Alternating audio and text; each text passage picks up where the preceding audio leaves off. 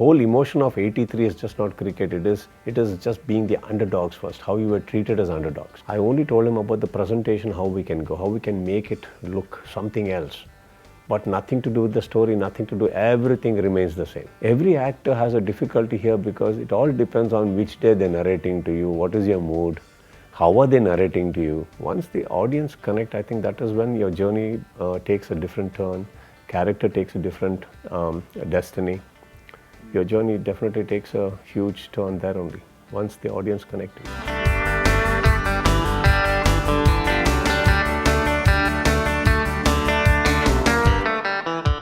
Hi, this is Kichcha Sudeepa here and you're watching Bollywood Hungama.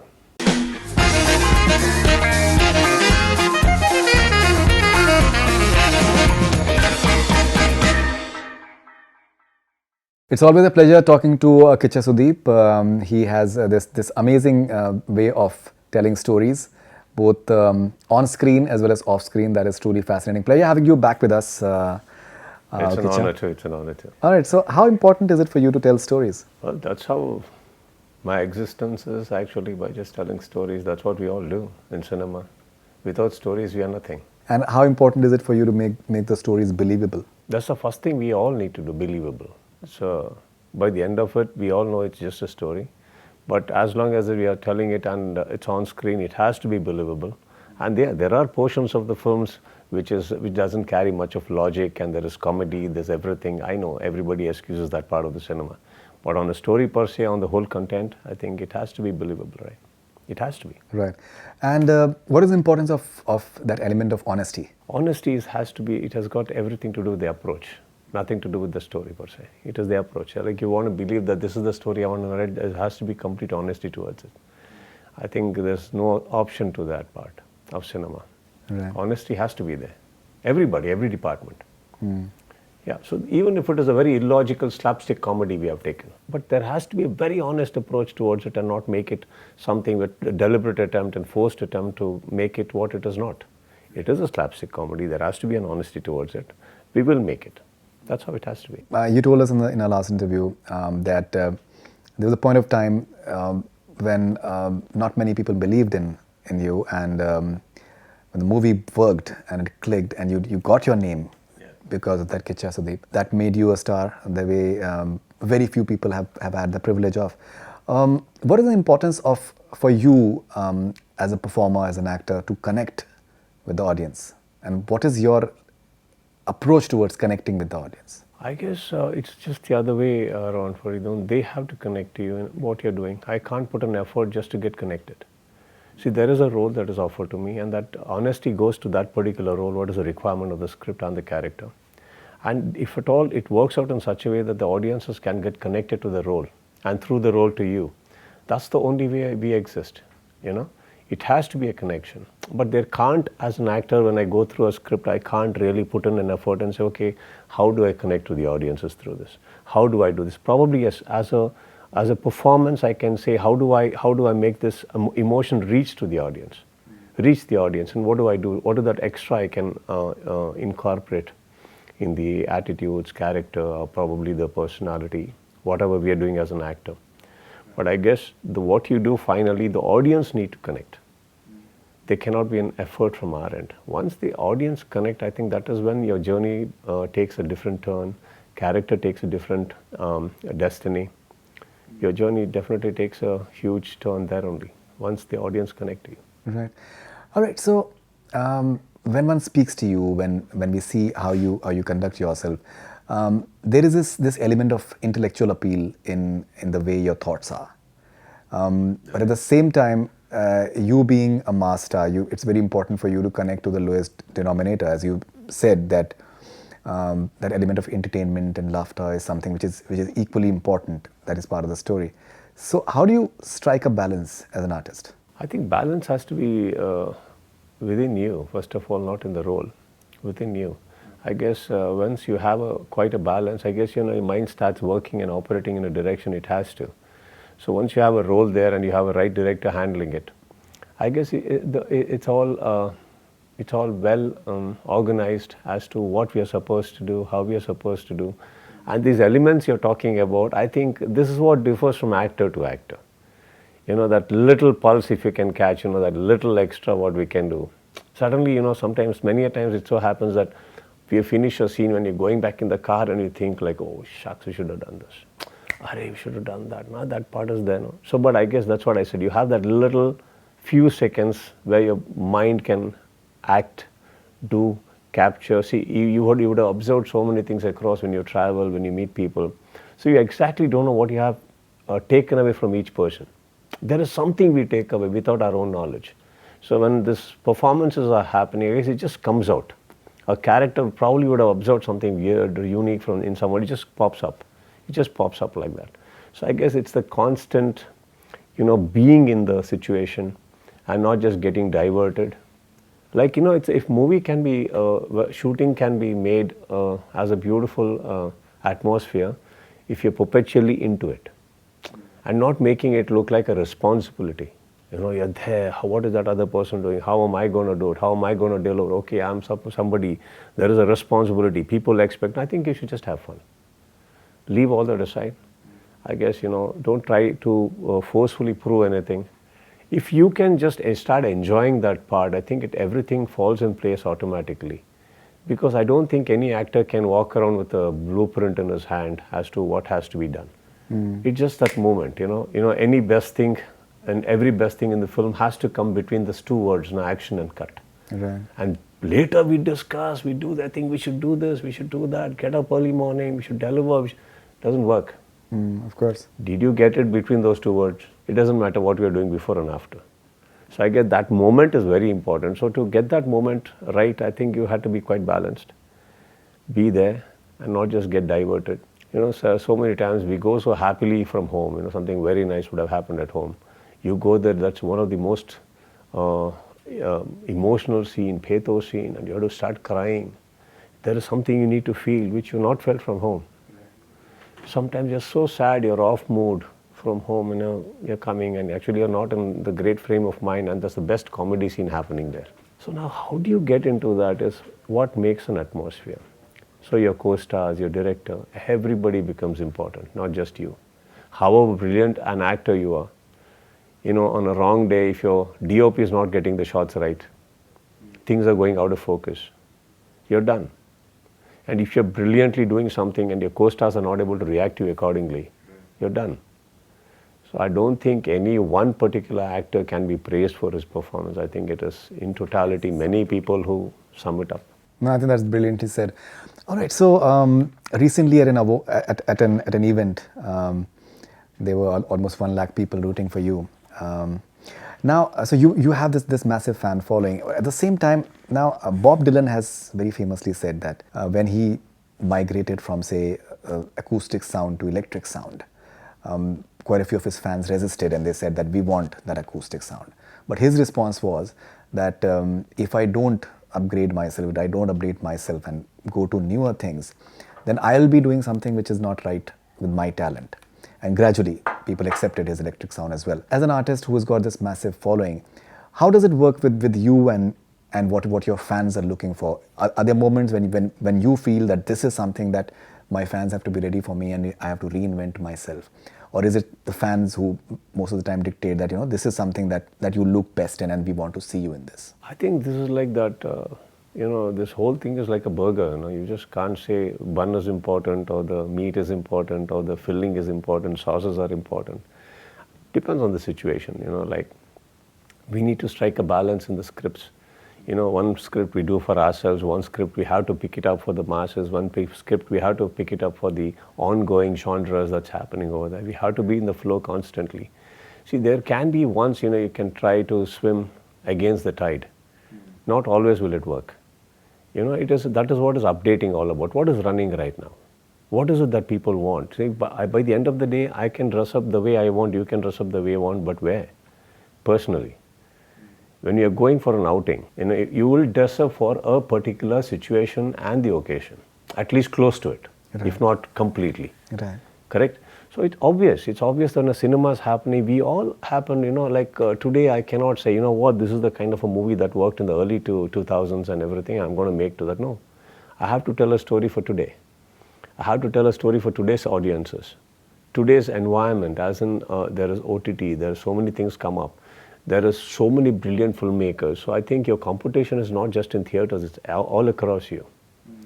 You know, I think we have to be updating ourselves what's running, what is that people are liking. How do you say it in your style? What do you do? So it's not about challenging the whole system and saying, you know what, this is what I'm going to say, that is what they're going to watch. No, make it separately. See, there are only few stories in this world today. There's no newer story to be told. The same story we juggle, muggle and everything and just say it across probably a different script, different screenplay. Stories are still the same. When you plan a film like Vikrant Rona, for example, it's coming in 14 languages, 55 countries I believe it's going to be releasing in. Yeah, planning to. So it's almost 3D, it's in 3D. Yes. There's a lot of thought that is going on in terms of presenting it, in terms of the presentation is something which is very, very different from what we've seen in Indian cinema as well. So what was it going in your mind when you thought that this is something that I want to be a part of? See, basically we started off with a film we were supposed to do, and it's a very beautiful film and a very humongous film. Script was ready, story, everything was ready. On a screenplay perspective, I think we were just about 70% within it, and we got stuck somewhere. It was not moving on. So I called it a day that day, and I said, you guys, I mean, we were in Hyderabad. I said, you go to your apartments, I'll call you back. And I went to the gym, came back, and I called my director, and I said, we're just having a chat.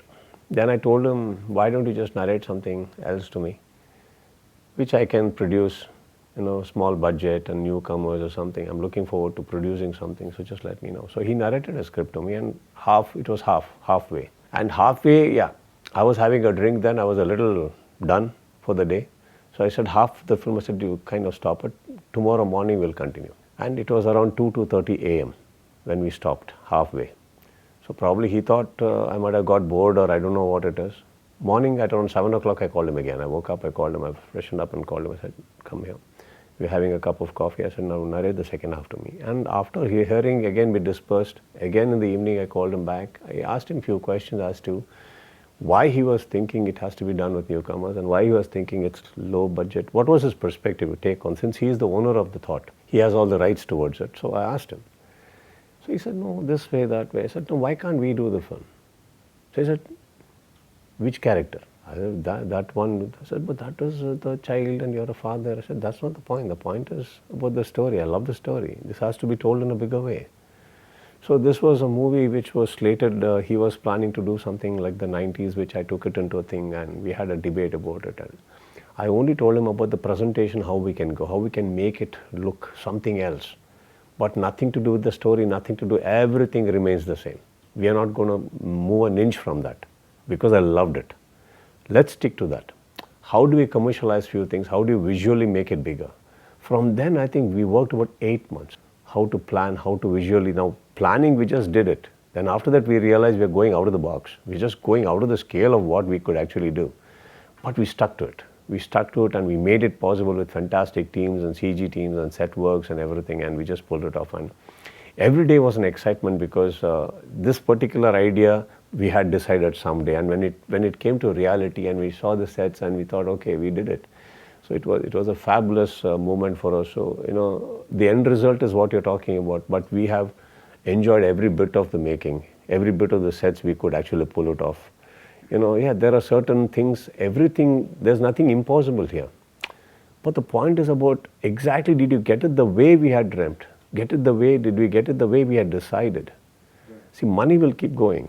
But you know, when everybody is waking up with the same intention on the set, you know, this is the kind of a film that will pop up.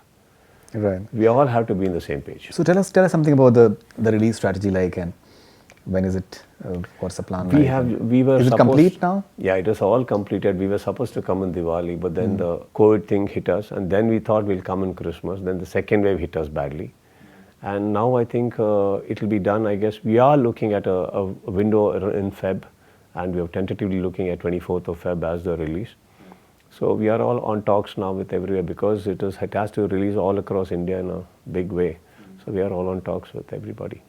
So what sort of screen count are you looking at? Right now, I don't know, Faridoon. We are anything. See, nobody settles down or negotiates for a smaller screening, right? For a smaller figure. Everybody wants a big chunk. See, by basically when we say everybody wants a big chunk, it is not just to do with the revenue part. See, when we tell a story like this, when we narrate a story, when we want to conceive a story like this, we want to tell it to as many people as possible. So we will be looking at a larger screen counts and other things. Let's see how it goes. All right. So now, with because of this pandemic, there are a lot of discussions which are going on in terms of how the content will be consumed. Say in a country like India, for example, even I think even across the world as well. Now, what are your views when it comes to this entire, distribution of content, maybe between cinema halls and OTT platforms? How do you think it is going to pan out? See, I think cinema is still something to be viewed in the theatres. And for the cinemas that is made for theatres, if you notice it on a good holidays to if you plan your releases, people are still coming. It's not that they're not coming at all. But they are making decisions. That is for something has definitely changed post this COVID. Something has definitely changed. We are all trying to understand that part. We are all trying to get back to the norm. So, and if this is the new norm, this is it, So we have to go with the flow. But I don't think platforms have affected cinema. And I will not say it has not been affected also. So we are not 100% normal. But then I've seen we all notice in the market that films are doing great in theatres. But provided we give them good enough reason to come out of there. See, what's happening is theatre is nothing but a shell again. People have been so inside the houses and everything, they just want to get out. So if you see your beaches today, it's full. You see a market, it's full. You see a mall, it's full. People are just going out. To get them back into a shell, put them back into one room again, it is definitely a challenge, right? Again, you're getting them into the dark where they've been surviving for 1.5, 2 years now. Right. So that is the challenge here, to get them back into that room where they have been stuffing themselves. So again, they don't mind as long as you give them a good enough reason and a good enough time. Right. And do you have any plans whatsoever, maybe to be a part of any web show or something? Because right now the way things are, the production levels, I think they are grand as far as web shows are concerned as well. Be it like a Money Heist, for example, or even in India, we've seen the way Family Man has been received. Like Aranyak, I think, has just come, and the production quality, the way it is. Arya, the production quality is something which is very high class as well. So is that something that excites you? Does it excite you? See, as long as storytelling is your passion, I don't think anything can not excite you. Everything will excite you. See, today, in the other day, today, and if you're talking about the cinema today, one of the days I was stepping out and my security was busy with his headphones. I was like, hey, we're going out, open the gate. So he was a little busy.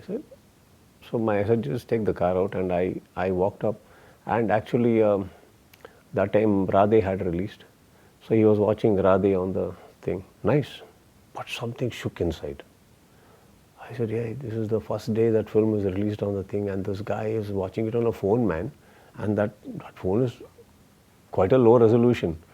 Something shook inside, as and when I'm trying to say, see, there's a director, there's a maker, they would have put in so much of effort. Today, then we realize at least I'm happy if you're watching it on a TV. At least television you watch it. Don't watch it on a phone, yeah, dude. I mean, it's like, your best of the CGs are missing, Like imagine the protagonist is standing in front and you have spent so much money that there are some 1,000 choppers going behind. On a phone, it looked like some flies going, yeah. You can't even make out that this producer has spent for some choppers and you're just zooming. You can't zoom in. What is for a screen, and if you squeeze it down to this level of a probable about 5 inches screen, it's all gone. So today I'll tell you, if you can tell a story at least on a television range and people are able to watch, I'm telling you that's the best thing that can happen. Theatre is still a challenge. We all want to tell a story in theatre. We all want to tell it on the 70mm screen. But today's storytelling is very important, and I think if you're a part of something great, you just don't need to, as an actor, I think that is what is going to excite you, and this magnanimity of your stardom. Yeah, we all need it. We all need that stardom. We all have carried it for years now. But I guess, practically if you think about certain things, if a character, like you said, Money Heist, you're taking some very good examples. Why not? See, but again, there is a small thing here. It is all about, on the script level, is it exciting you? You guys are watching it after it is edited, directed, garnished, everything, and then you're saying, wow, look at that series. But every actor has a difficulty here because it all depends on which day they're narrating to you, what is your mood, How are they narrating to you? See, on a script level, how will it be, you tell me? Either they take Money Heist, you take any Squid Game, you take anything. On a script level, how will it be? I think the way your approach is in terms of surprising your audience, I think you'll be ideal for like a Korean drama. I think you can do brilliantly in a Korean drama because they tend to surprise. They're not like, I personally feel, even I think the way the Korean content is, maybe it's even better than Hollywood. Like I went in to see a Hollywood film recently, and it was so predictable. The big like all these VFX and everything, but when you see a Korean drama, it's like it surprises you all the time. That's what I'm saying. See, now there is a sensibility here about understanding what the story is all about. How this director can take it. So again, when you sit in front of the script, there can be very good narrators, there can be average narrators. Now you have to choose it. You understand? So many times it so happens that we even here, the script actually had gone to that actor. He rejected it, he didn't, that became a hit.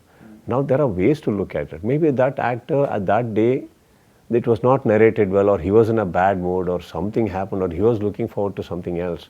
And then this other person who second time they narrated to, maybe it was one of those good days where he understood and they explained better. You don't know. See, there's a beautiful thing that we always get better the second time around. So as and when you're narrating, you get better. So it is a matter of time, especially when I'm listening to a script, I always tell them, first tell me in half an hour, or tell me in at least minimal time, what is your thought? So at least I understand the thought better. Now once the thought excites me, then I'll tell them, give me a briefing. We'll give another day. Come another day. So let's sleep over it. Let me understand, okay, this has got potential. Now let me understand how you've done the screenplay. So let's go. Once I think I like the story version, what they narrate to me in the next one, I think then I will go scene-wise, if it's ready. I'll say, let's only pick 15 scenes today. Explain to me those 15 scenes, how you're planning. So I understand it better. So I think if you can give that little time more and try and understand, then I guess your web series will happen, everything will happen, but again, provided how well you narrate it. No, of course. All right, and you are presenting the Kannada version of 83, I believe. So what do you think of the promos, and does that story excite you? So it's not a story, sir. It's a moment. It's a very proud moment of Indian cricket, where everything changed. Perspective of Indian cricket changed. Approach changed. Heroes started evolving.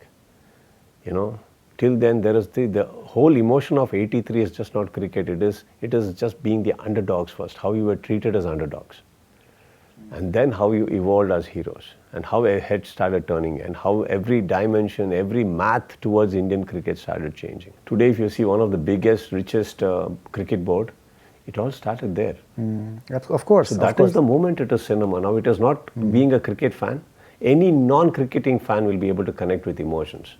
See, what we all understand, there is an emotion, and I think that is what they've tried. It is not just about the 83 World Cup which they won. The emotion behind it is what cinema all about. And I think that is what I could connect to. And yeah, we were all kids. We don't even know how they won and how they got back. It's much later when the YouTube and everything started popping up. We started seeing some few recaps of matches. So I guess that's a moment, and I think they've done a brilliant job, especially after seeing the trailer. I think they have definitely got it right, and I personally feel when such brilliant actors and a director like Kabir Khan can come in, and production with such values, I think you can look out for one of the best films ever. All right, and you're starting Kabza, I think, from 15 December? 16th. Yeah. 16 December. So that's another special project that. Yeah, I'm a cameo in that. So, and I'm not a full-fledged person. It's Upendra film, Upi's film. So this is I'm there in that film, and it's quite an interesting way they've cracked the script, and they've done some fantastic work. Even Chandru is a very exciting director. He's very full of energy all the time, wants to do something new, and I think to cater yourself to such people, sometimes it's nice to fun to just go watch them do what they're doing with you, watch them what they are doing on it, because they are more excited than you. They say, oh, he's going to be arriving this day, he's going to join this day, so it's quite exciting,